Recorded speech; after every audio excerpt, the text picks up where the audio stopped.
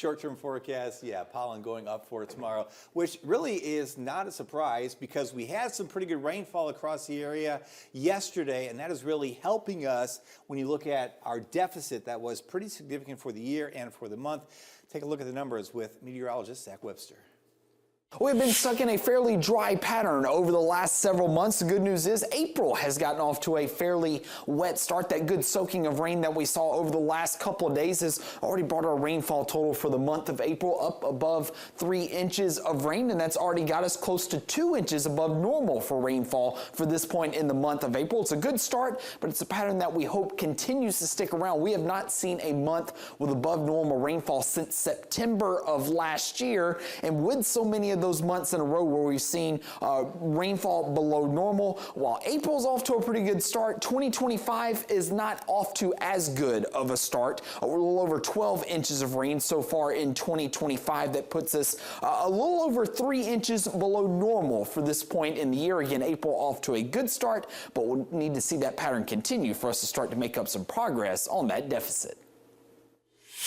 Good so far in April, but that number, that deficit number, is about to change because rain chances look very low for the next several days. Yeah, it's been looking pretty dry. And I mean, I like this cool weather, keeping things more seasonable, but that dryness is definitely impeding that rain that we could be getting. So while it looks impressive for the rainfall now, just wait till the end of April. It might not be that impressive then. That's right. But the trade-off is when you don't get rain, you don't get any severe weather. Yeah. So I guess that's some good news. Yeah. There's a look at the long-range pattern as we go through time.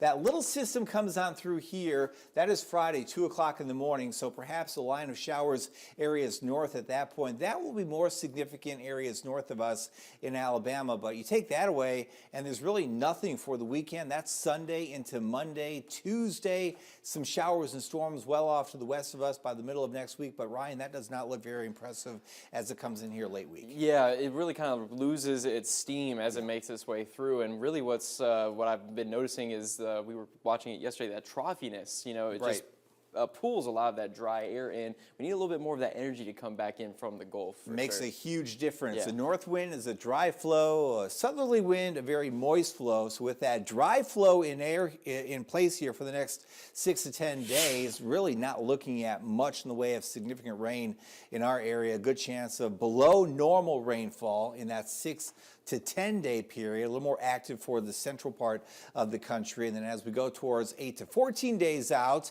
near normal here, but that zone still in place, Texas up into parts of the Great Lakes, dry out west. Yeah, exactly. What's really cool about this too is you can really see where likely those southerly winds are going to be making their way through, because it's going to fuel that moisture in. I just wish it could shift a little bit farther over here. But like you said, the drier we are, no severe weather chances. So that's great if you got plans for the weekends too. That's right. The weekends have been kind of up and down. You never know, this time of year, you can have some of the best weather imaginable like today, or you can have some of the worst weather imaginable like a week ago Monday with all the showers and storms coming on through.